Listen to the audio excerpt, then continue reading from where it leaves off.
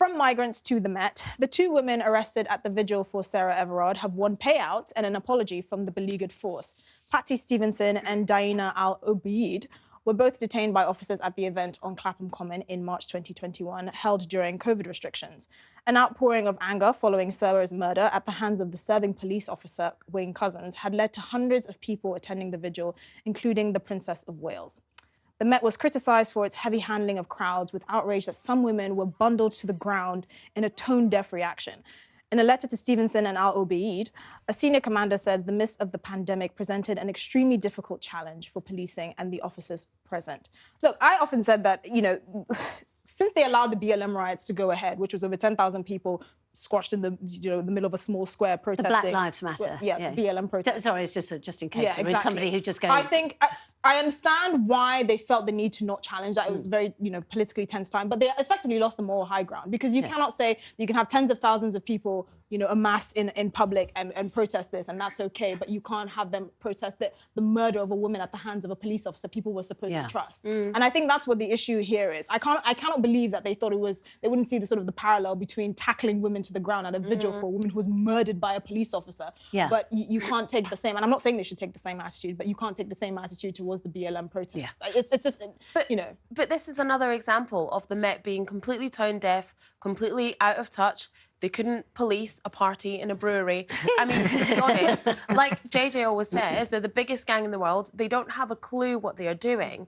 And the murder of Sarah Everard was so disgraceful, disgusting, and a real stain on the history of the Metropolitan Police.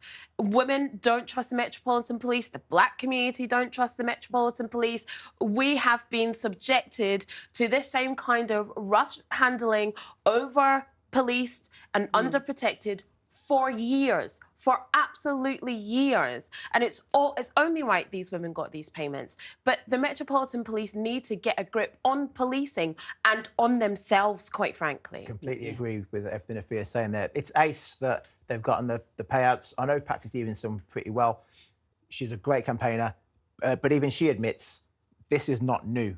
As you're saying, they've got a payout, great. But what about the numerous people who are treated poorly by the police?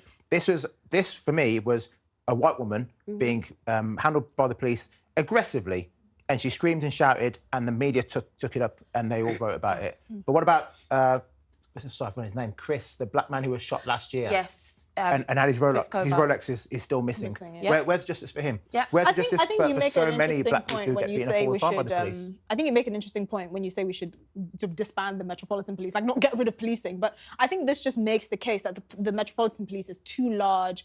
It's not run efficiently. There's very limited community policing, so people don't have the opportunity to build that bond and trust. And I rebuilt. Exactly. And I think that there needs to be a bigger emphasis on how policing is done in this country more broadly. From the discipline that police officers are under, their fitness, how they actually conduct their work, all of it needs to be reviewed. Exactly. You can't be a police officer if you have a criminal record. You can't stay in your job if you have a case against you, or your case is being reviewed, and the police commissioners can't find a way to fire you and recruit someone else. I mean, it's very difficult, actually. And also, I know this is quite sort of basic, but it's also to the extent of so many police stations have closed down. And I think just being able to go to a police station to report something.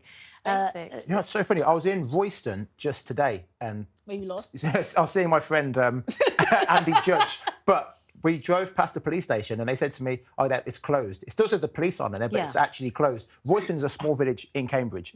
So if they want to get police out, they're going to have to wait for two or three villages over. But apart from anything else, it means that you see and you get to know the coppers who are around you. Insofar as you can see them. Because they're not visible anymore. Yes, but for example, there was one near me. I mean, it closed a few years ago, and I was on nodding terms with quite a few of them, and actually, it was quite nice to be able to. Sometimes they would stop and say, anything to report type thing, and you'd have imagine a chat. that. Yeah. I know. Can you imagine? Well, police officers policing. Still want to have justice for Chris Cabba. The Met Police are not off with that one yet.